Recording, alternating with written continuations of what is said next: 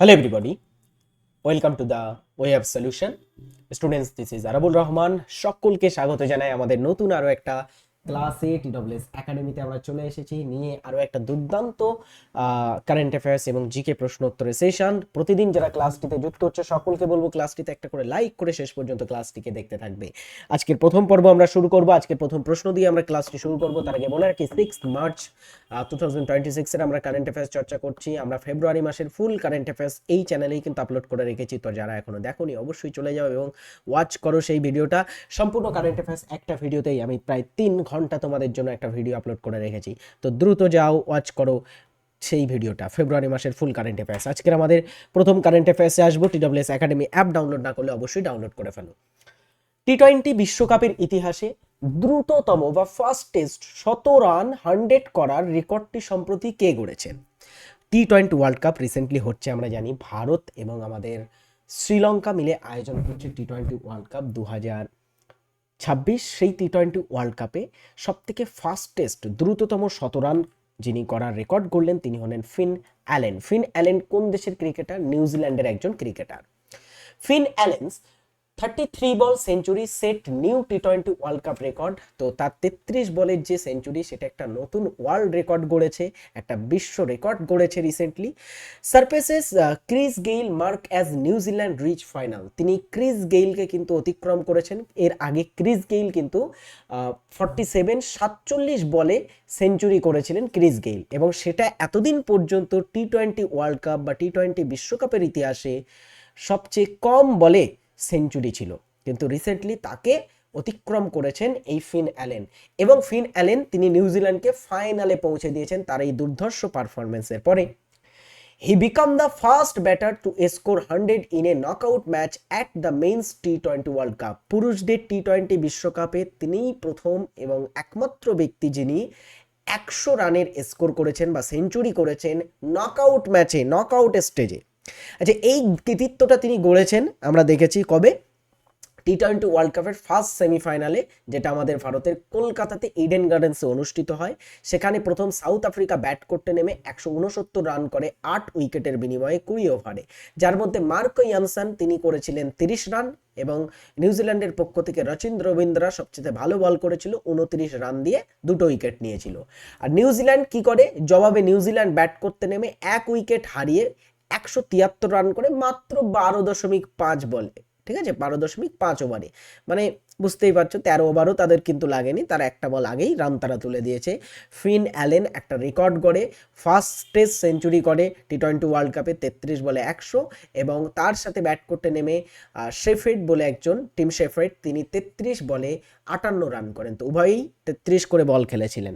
চলো এর পরের প্রশ্নে আমরা আসবো, যেটা হচ্ছে 2030 সালের মধ্যে ভারতের লজিস্টিক খরচ কমিয়ে কত শতাংশ করার লক্ষ্য নেওয়া হয়েছে?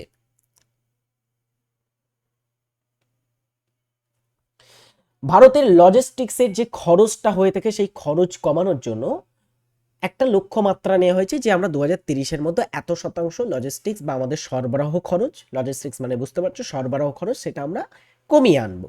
তো এখানে 10% 2030-এর মধ্যে কমানোর কথা বলা হয়েছে। Government aims to reduce India's logistics cost to below 10% by 2030 for development of country. দেশের উন্নয়নের জন্য এই পদক্ষেপটি নেওয়া হয়েছে।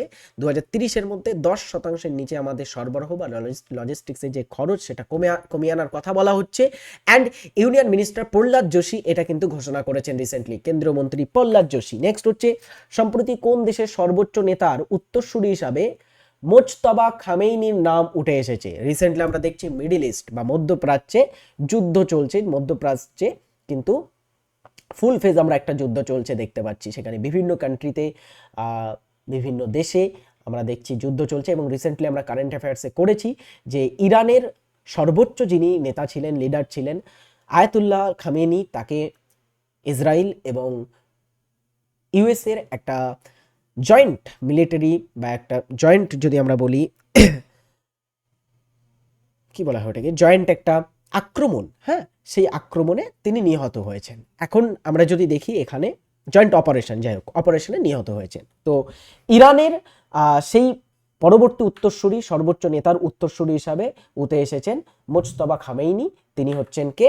আয়াতুল্লাহ আলী খামেইনি সন, তার ছেলে emerges as leading choice to be his successor. তার উত্তরসূরি হিসাবে একটা কিন্তু প্রধান চয়েস বা একটা প্রধান আমরা দেখব সাকসেসর হিসাবে উঠে এসেছেন তিনি। তাহলে এরপরের প্রশ্ন, কোন সংস্থা যোগ্য প্রস্তুতকারক আমদানিকারক প্রকল্প চালু করেছে? যোগ্য প্রস্তুতকারক আমদানিকারক প্রকল্প কারা চালু করেছে রিসেন্টলি?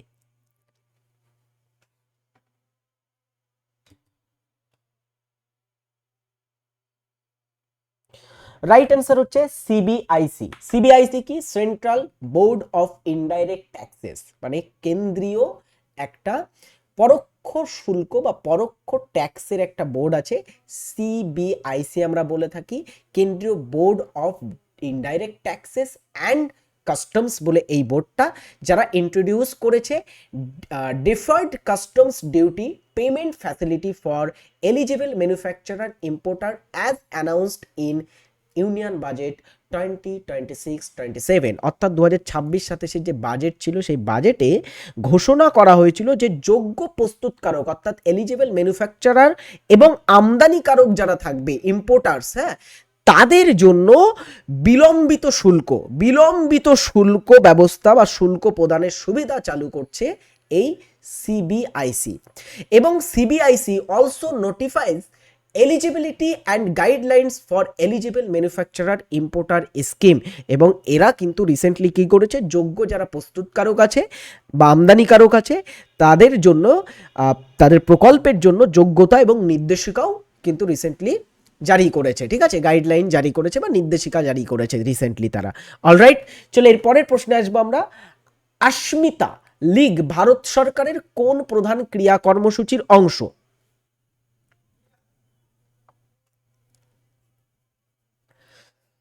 আস্মিতা লীগ ভারতের কোন প্রধান ক্রিয়া কর্মসূচির একটা অংশ? এটা হচ্ছে খেলো ইন্ডিয়া মিশনের একটা অংশ। Union minister of state for sports Raksha Khadse বর্তমানে আমাদের কেন্দ্রীয় একজন মন্ত্রী, যিনি স্পোর্টস মন্ত্রীর স্টেট দায়িত্বে আছেন। And announces unique nation wide Asmita league, একটা ব্যতিক্রমী তিনি দেশ জুড়ে আস্মিতা লীগ ঘোষণা করেছেন to mark international women's day, আন্তর্জাতিক মহিলা দিবসের আবহে। Khelo India and my Bharat joint endeavour. তো খেলো ইন্ডিয়া এবং যে আমাদের মাই ভারত বলে একটা মিশন আছে, খেলো ইন্ডিয়া অ্যান্ড মাই ভারত, সেই মিশনের কিন্তু আমরা দেখব একটা যৌথ উদ্যোগ, যৌথ একটা প্রয়াস হচ্ছে এই আস্মিতা লীগটা। আস্মিতা মিন্স কি? Achieving sports milestone by inspiring women's through action, নারীদের কর্মের মাধ্যমে অনুপ্রাণিত করে ক্রিয়া মাইল ফলক অর্জন করা, এটাই হচ্ছে আস্মিতা। নেক্সট হচ্ছে কি? সম্প্রতি অক্সফোর্ড মিউজিয়াম ষোড়শ শতাব্দীর কোন ভারতীয় সাধকের ব্রোঞ্জ মূর্তি ফিরিয়ে দেওয়ার ঘোষণা করেছে? ভারতের একজন সাধক, একজন লেখক এবং একজন বিখ্যাত ব্যক্তির মূর্তি অক্সফোর্ড মিউজিয়ামে কিন্তু ছিল। সেই অক্সফোর্ড মিউজিয়াম থেকে সেই মূর্তিটা অক্সফোর্ড মিউজিয়াম রিসেন্টলি ফেরত দেওয়ার কথা ঘোষণা করেছে। সেই মূর্তিটা হচ্ছে দক্ষিণ ভারতের থিরুমাঙ্কাই আইভরের মূর্তি। থিরুমাঙ্কাই আইভরকে, ইনি হচ্ছেন দক্ষিণ ভারতের একজন বিখ্যাত সাধক এবং লেখক ছিলেন, ঠিক আছে। Oxford museum returning 16th century Thirumangai Alvar bronze to India. তামিলনাড়ুর একটি মন্দির থেকে তোলা 16 শতকের ব্রঞ্জের একটা সন্ত ছিলেন এই ব্যক্তি, যার নাম হচ্ছে তিরুমানকাই আলভারে। তিরুমানকাই আলভারের মূর্তিটি যুক্তরাজ্য থেকে ভারতে ফেরত পাঠানোর বেশ কয়েকটি ভারতীয় ঐতিহ্যবাহী জিনিসের মধ্যে একটি হতে চলেছে। এবং অক্সফোর্ডের অ্যাশমোলিয়ান জাদুঘর, যেটা 1967 সালে এটি প্রদর্শনের জন্য রেখেছিল, 1967 সাল থেকে এটা অক্সফোর্ডের অ্যাশমোলিয়ান বলে একটা জাদুঘর সেখানে প্রদর্শনের জন্য রাখা ছিল। 1967 সালে সেটি সোথভিস নিলাম বলে একটা নিলাম থেকে এই ব্রঞ্জের মূর্তিটি, এই জাদুঘর বা মিউজিয়ামটি কিন্তু অধিগ্রহণ করেছিল। এখন রিসেন্টলি তারা কি করেছে, সেটা রিটার্ন করার কথা ঘোষণা করেছে, অর্থাৎ এটা ভারতে ফেরত আসছে। তাহলে তিরুমাঙ্কাই আলভার কে ছিলেন? ইনি দক্ষিণ ভারতের তামিলনাড়ুর একটা মন্দিরে প্রথমে তার মূর্তিটা পাওয়া গেছিল। তিনি দক্ষিণ ভারতের একজন সন্ত বা সাধু ছিলেন বা সাধক ছিলেন। তো খুব ইম্পর্টেন্ট। চলো এর পরেরটাতে আমরা আসি। এটা স্পেনের বার্সেলোনায় অনুষ্ঠিত mobile world Congress MWCA Bharat pavilion উদ্বোধন করলেন কোন কেন্দ্রীয় মন্ত্রী?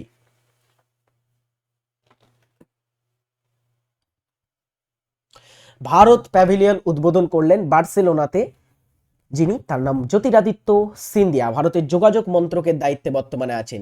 ইউনিয়ন মিনিস্টার, ভারতের বর্তমান কমিউনিকেশন বা যোগাযোগ মন্ত্রীর দায়িত্বে আছেন Shri Jyotiraditya Scindia. Inaugurates Bharat pavilion at mobile world congress 2026 in Barcelona, Spain. তো বার্সেলোনা, স্পেনে তিনি রিসেন্টলি একটা ভারত প্যাভিলিয়ন উদ্বোধন করেছেন MWCA।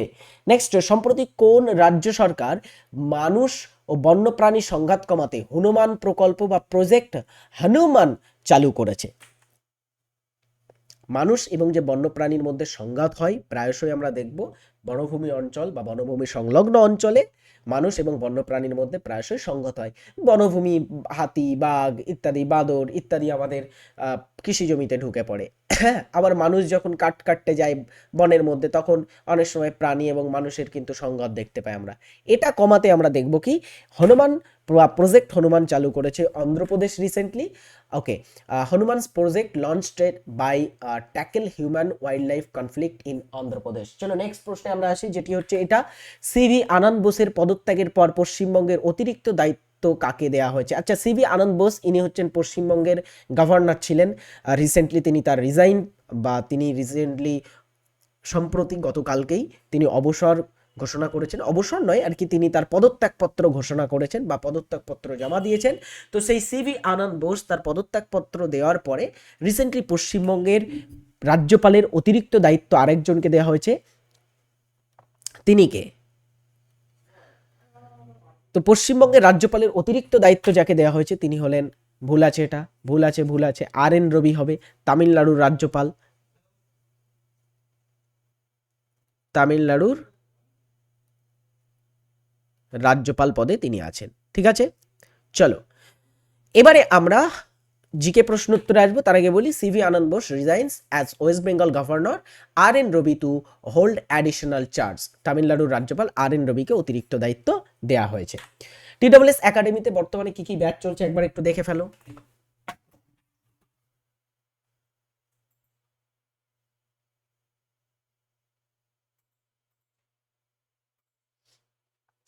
এই সমস্ত ব্যাচগুলোতে তোমরা ভর্তি হতে পারো এবং বেস্ট প্রিপারেশন নিতে পারো। তো ডাউনলোড TWS একাডেমি অ্যাপ এবং কন্টিনিউ ইওর প্রিপারেশন। চলো নেক্সট প্রশ্ন, আমরা আজকের জিকে প্রশ্ন উত্তর সেশনে চলে আসলাম।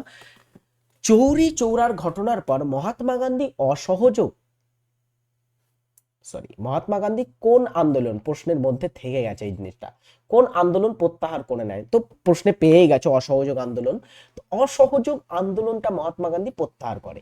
দেখো, অসহযোগ আন্দোলন, এই অসহযোগ আন্দোলনটা ছিল মহাত্মা গান্ধীর প্রথম সর্বভারতীয় আন্দোলন। এটা হচ্ছে কি মহাত্মা গান্ধীর প্রথম সর্বভারতীয় আন্দোলন। মহাত্মা গান্ধীর তিনটে ভারতীয় আন্দোলন আমরা পাই, একটা হচ্ছে অসহযোগ আন্দোলন, আর একটা ভারত ছাড়ো আন্দোলন, আর একটা আইন অমান্য আন্দোলন, আর খুদাই খিদমতগার আন্দোলন ছিল, এটা খান আব্দুল গাফফার খান বা সীমান্ত গান্ধী নামে যিনি পরিচিত। তো সর্বভারতীয় আন্দোলন ছিল এটা। মহাত্মা গান্ধীর তিনটে গুরুত্বপূর্ণ আন্দোলনের মধ্যে পড়ছে। যেমন অসহযোগ আন্দোলন শুরু হয় 1920 সালে, কিন্তু এটা চৌরি চৌরার ঘটনার কারণে বন্ধ হয়ে যায়। চৌরি চৌরার ঘটনাটা কবে ঘটেছিল? চৌরি চৌরার ঘটনাটা কমেন্ট করে জানাও সকলে, কবে ঘটেছিল চৌরি চৌরার ঘটনা? বিখ্যাত এই যে চৌরি চৌরা, কোথায় আছে এই চৌরি চৌরাটা একটু জেনে রাখো। চৌরি চৌরা, চৌরি চৌরা বলে এই জায়গাটা অবস্থিত আছে বর্তমানে উত্তরপ্রদেশের মধ্যে। এবং এই চৌরি চৌরার ঘটনাটা ঘটে 1922 সালে, অর্থাৎ আমরা বলতে পারি অসহযোগ আন্দোলন 1920 থেকে 1922-এর মধ্যে চলেছিল। তো এই দুঃখজনক ঘটনার কারণে তিনি প্রত্যাহার করে নিয়েছিলেন এই আন্দোলনটা। ভারত ছাড়ো আন্দোলন শুরু হয়েছিল কত সালে? 1942-এ। আর আইন অমান্য আন্দোলন 1930 সালে। এগুলো হচ্ছে মহাত্মা গান্ধীর গুরুত্বপূর্ণ কয়েকটা আন্দোলনের মধ্যে পড়ে। চলে এর পরেরটা, বুল মার্কেট বলতে কি বোঝায়? বুল মার্কেট বলতে আমরা কি বুঝি?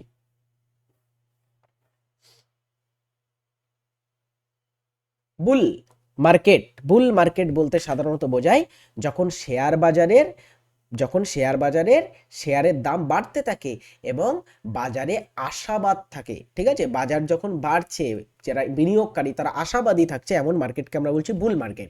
আরেকটা হচ্ছে কি, আরেকটা হচ্ছে বিয়ার মার্কেট। বিয়ার মানে কি, যখন শেয়ারের দাম কমতে থাকে, অর্থাৎ এই যে পরিস্থিতি, যখন শেয়ারের দাম কমতে থাকে, শেয়ারের দাম ডিক্লাইন করে, তখন সেই পরিস্থিতিকে আমরা কি বলছি, বেয়ার মার্কেট বলছি, তাই তো। তো অবভিয়াসলি বুল অ্যান্ড বেয়ার দুটো যুক্ত হচ্ছে কিসের সাথে, শেয়ার মার্কেট বা স্টক মার্কেটের সাথে যুক্ত। নেক্সট হচ্ছে এটা, আধাতু সাধারণত পদার্থের কোন অবস্থায় থাকে? অধাতু সাধারণত পদার্থের কোন অবস্থায় থাকে? অধাতু সাধারণত পদার্থের তিনটি অবস্থাতেই থাকে। হ্যাঁ, অধাতু সাধারণত কঠিন, তরল, গ্যাসীয় তিনটা অবস্থাতেই থাকতে পারে। দেখো, কেবল কঠিন যদি আমরা বলি, কেবল কঠিন অধাতুর উদাহরণ প্রচুর হতে পারে, প্রচুর। হ্যাঁ, অধাতুর উদাহরণ হতে পারে, যেমন একটা উদাহরণ দিই, মৌলেরই উদাহরণ দিয়েই বলবো, সেটা হচ্ছে কার্বন। কার্বন কি, কার্বন একটা অধাতু, কিন্তু একটা কঠিন অবস্থায় থাকে, তাই তো। শুধুমাত্র তরল অধাতুর যদি কথা বলি, ব্রোমিন একটা তরল অধাতু হতে পারে। ব্রোমিন হচ্ছে একটা তরল অধাতু, উদাহরণ দেয়। ব্রোমিন কি, আসলে ব্রোমিন একটা তরল অধাতু। আর কেবল গ্যাসীয় হতে পারে অক্সিজেন, অক্সিজেন আর কি হতে পারে, নাইট্রোজেন, হাইড্রোজেন, এগুলো সবই কিন্তু গ্যাসীয়। এরা মৌল, কিন্তু এরা অধাতু, তাই তো। তো এরা আমরা কি পাচ্ছি, এরা হচ্ছে অধাতু। অধাতু তরল, গ্যাসীয়, কঠিন সব ধরনের হতে পারে। ভারতের 90% বা 90% মুগা সিল্ক ড্যাশ রাজ্যে উৎপাদিত হয়? এই যে মুগা সিল্ক গুলো উৎপাদিত হয়, তার 90% কোন রাজ্যে উৎপাদিত হয়?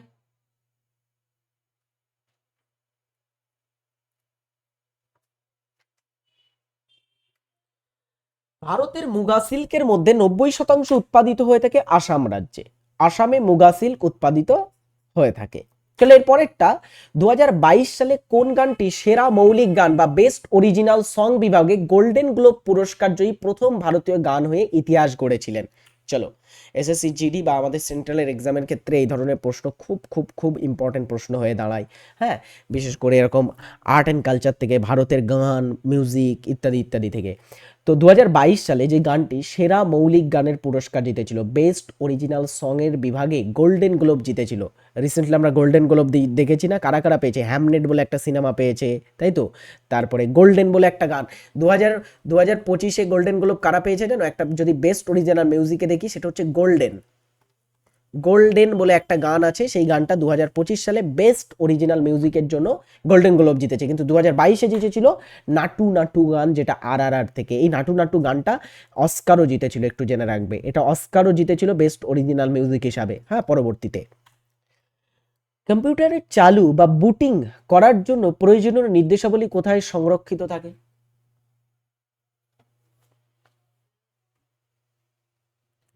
কম্পিউটারের চালু বা বুটিং এর জন্য প্রয়োজনীয় যে নির্দেশাবলী, সেগুলো কোথায় থাকে? র্যাম, রম, হার্ড ডিস্ক আর HDD।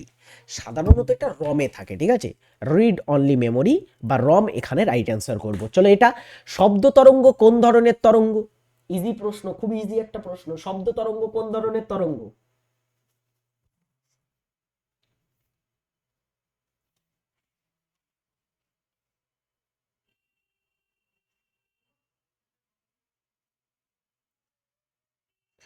শব্দ তরঙ্গ হচ্ছে এক প্রকারের অনুদৈর্ঘ্য এবং যান্ত্রিক তরঙ্গ।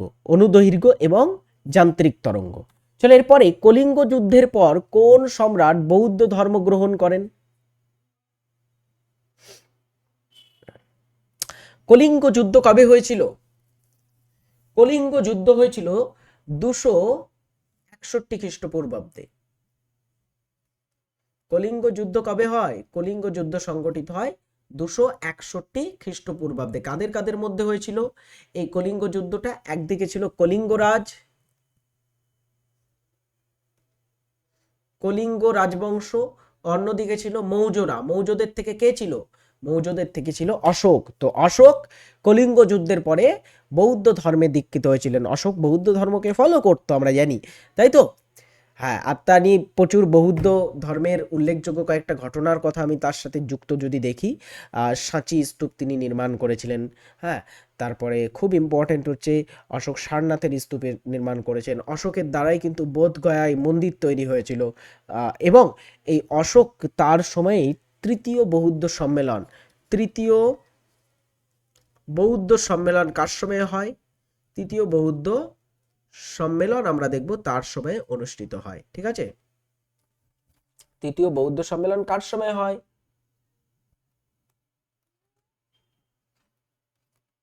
কোথায় হয়েছিল? স্থান বলে ফেলো। স্থান আমরা যদি দেখি সেটা হচ্ছে পাটলিপুত্র। পাটলিপুত্র। চলো এর পরেরটা দেখি। এটা বর্তমান বাজার পতনের প্রধান ভূ রাজনৈতিক কারণ কোনটি? বর্তমানে যে আমাদের বাজার, শেয়ার মার্কেট নেমে যাচ্ছে, শেয়ার মার্কেটের পতন ঘটছে, এর পিছনে প্রধান কারণ কি? ভারতের নির্বাচন, মধ্যপ্রাচ্যের উত্তেজনা, নাকি বর্ষার অভাব, নাকি আমেরিকার রাষ্ট্রপতির সফর?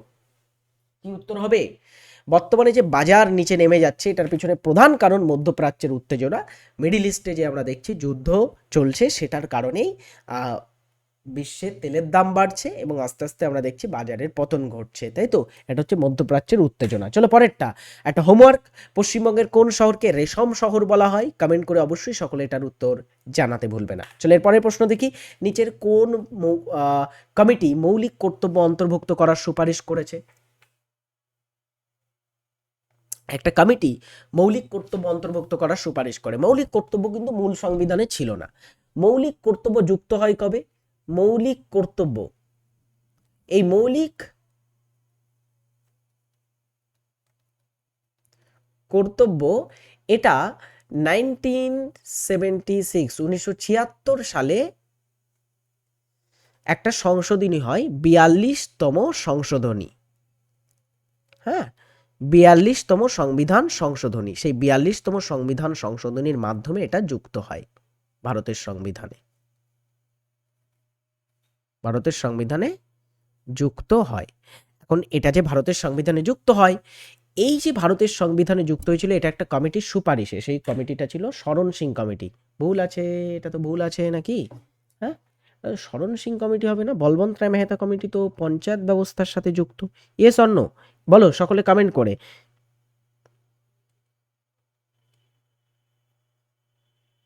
কমেন্ট করো সকলে, আমি কি ঠিক বলছি? হুইচ কমিটি, কোন কমিটি?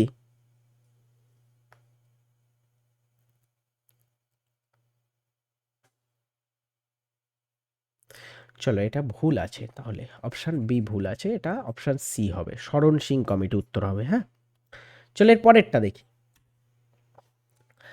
ভারতের সংবিধানের পঞ্চম অংশে বা পঞ্চম অনুচ্ছেদে কেন্দ্রীয় শাসন ব্যবস্থা আছে। এবারে এখানে কিছু ধারা দেওয়া আছে, কোন থেকে কোন ধারার মধ্যে আছে এটা বলো তো দেখি। কেন্দ্রীয় শাসন ব্যবস্থা কোন ধারা থেকে কোন ধারায় আছে? 12 থেকে 35 তো আমরা জানি এটা হচ্ছে আমাদের ভারতের সংবিধানের পার্ট, তোমার যদি বলা হয় 3 এর মধ্যে আছে, মানে এখানে আছে কি মৌলিক অধিকার। 12, 36 থেকে 51 এটা হচ্ছে ভারতের সংবিধানের পার্ট 4 এর মধ্যে আছে। আচ্ছা, 52 থেকে 151 এটা হচ্ছে আমাদের ভারতের সংবিধানের পঞ্চম অংশ, বা যেটাকে আমরা এখানে এই 52 থেকে 51 অনুচ্ছেদ পাচ্ছি। এর ভিতরে কি আছে? ভারতের কেন্দ্রীয় শাসন ব্যবস্থা, লাইক সংসদ, সংসদের ভিতরে রাজ্যসভা, লোকসভা, রাষ্ট্রপতি চলে আসবে, স্পিকার চলে আসবে, প্রধানমন্ত্রী চলে আসবে। ঠিক আছে, তারপরে তোমার এখানে আছে তোমার আমাদের ভারতের সুপ্রিম কোর্টের বিধান, সুপ্রিম কোর্ট, বিভিন্ন সাংবিধানিক সংস্থা, এইগুলো অ্যাকচুয়ালি কেন্দ্রীয় শাসন ব্যবস্থার মধ্যে আসে। রাষ্ট্রপতি, প্রধানমন্ত্রী, উপরাষ্ট্রপতি, সব বিষয়গুলো এই আমাদের পঞ্চম অংশের মধ্যে আসে। নিচের কোন দেশে বিমানবন্দর নেই? পৃথিবীর ভিতরে কিছু কিছু ছোট ছোট দেশ আছে যাদের কোনো বিমানবন্দর নেই, যেমন ভ্যাটিকান সিটি। হ্যাঁ, ভ্যাটিকান সিটি এর কোনো বিমানবন্দর নেই, জানো? তারপরে হচ্ছে আহ ভ্যাটিকান সিটি আছে, সান মারিনো বলে একটা দেশ আছে, সান মারিনো, দুটোই ইটালির মধ্যে অবস্থিত, ইটালির মাঝখানে অবস্থিত দুটো ছোট ছোট দেশ। হ্যাঁ, সান মারিনো বলে একটা দেশ পাচ্ছি। আচ্ছা, অ্যান্ডোরা বলে একটা দেশ পাচ্ছি। অ্যান্ডোরা, এবং আরেকটা দেশের নাম হচ্ছে কি মোনাকো, মোনাকো দেশ। এদের কোনো বিমানবন্দর নেই। এ সমস্ত দেশে কি বিমানবন্দর নেই, খুব ছোট ছোট কান্ট্রি তো, তাই এদের কোনো বিমানবন্দর আমরা দেখতে পাচ্ছি না। চলো এর পরেরটা, গোল্ডেন ফাইবার বিপ্লব বা স্বর্ণতন্তু বিপ্লব। স্বর্ণতন্তু বিপ্লব কিসের সাথে যুক্ত? কমেন্ট করো।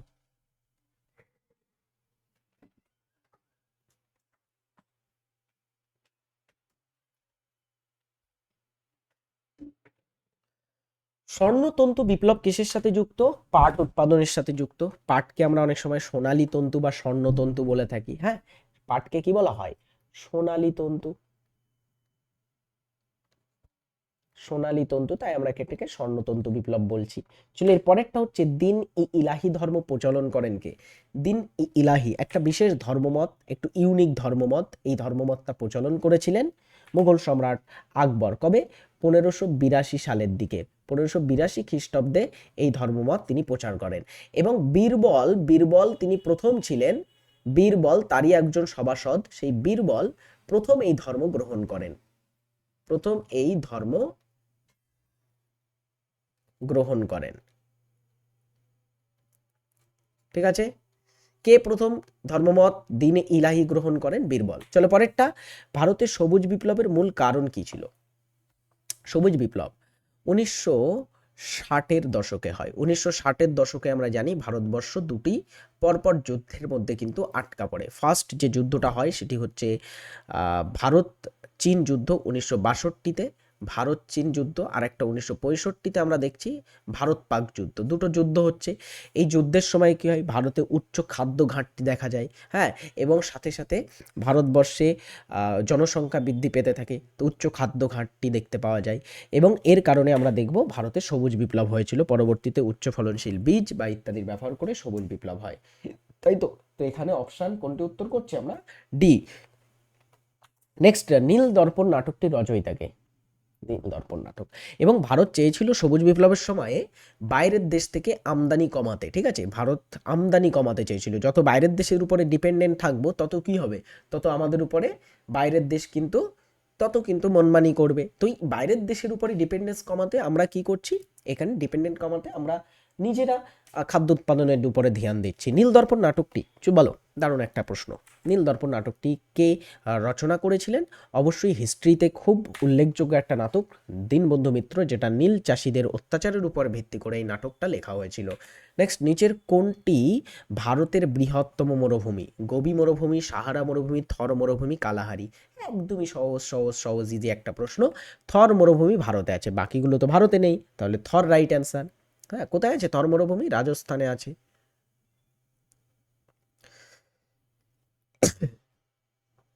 রাজস্থানে অবস্থিত আছে। চলো তারপরের প্রশ্ন দেখি। হাইড্রোজেন বোমা আবিষ্কার করেন কে? কোন ব্যক্তি হাইড্রোজেন বোমার আবিষ্কারক ছিলেন?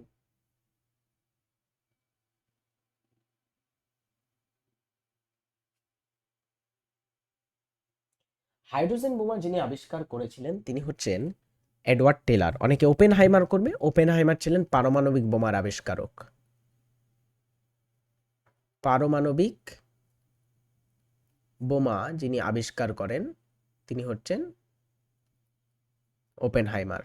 তো পারমাণবিক বোমা আলাদা এবং হাইড্রোজেন বোমা আলাদা। বুঝেছ? চলো এর পরেরটা, এসআই বিদ্যুৎ শক্তির এসআই একক কি? বিদ্যুতের শক্তি পরিমাপ করার এসআই একক কি? Volt, ampere, ohm. ওহম তো আমরা জানি রোধের একক, রোধের একক। ঠিক আছে, রোধের এসআই একক। ওয়াট, অ্যাম্পিয়ার, অ্যাম্পিয়ার হচ্ছে তড়িৎ প্রবাহের একক, তড়িৎ প্রবাহের একক হচ্ছে অ্যাম্পিয়ার। ভোল্ট কিসের একক বলো তো দেখি? বিভব পার্থক্যের বা তড়িৎ বিভবের একক। বিভবের একক হচ্ছে কি? সেটা হচ্ছে ভোল্ট। তাহলে পড়ে থাকছে কি? বিদ্যুৎ শক্তির একক ওয়াট। ঠিক আছে, এখানে অপশন ডি রাইট অ্যান্সার করছি আমরা। একদমই ছোট্ট একটা ক্লাস করলাম, 30 মিনিটের দুর্দান্ত একটা সেশন। আশা করব তোমাদের উপহার দিতে পেরেছি। ভালো লাগলে অবশ্যই চ্যানেলটিকে সাবস্ক্রাইব করবে এবং লাইক করবে। আর মাত্র কয়েকটা সাবস্ক্রাইবার হলে আমরা কিন্তু পৌঁছাবো প্রায়, আমাদের অনেকগুলোই সাবস্ক্রাইবার হয়ে গেছে, মেবি 1.6 মিলিয়নের কাছাকাছি হতে চলেছে। তো অবশ্যই সকলে সাবস্ক্রাইব করে দিও। আর যারা আছো তাদের সকলকে বলবো প্রতিদিনের ক্লাসটি লাইভে দেখার চেষ্টা করবে। Tata, take care, bye by.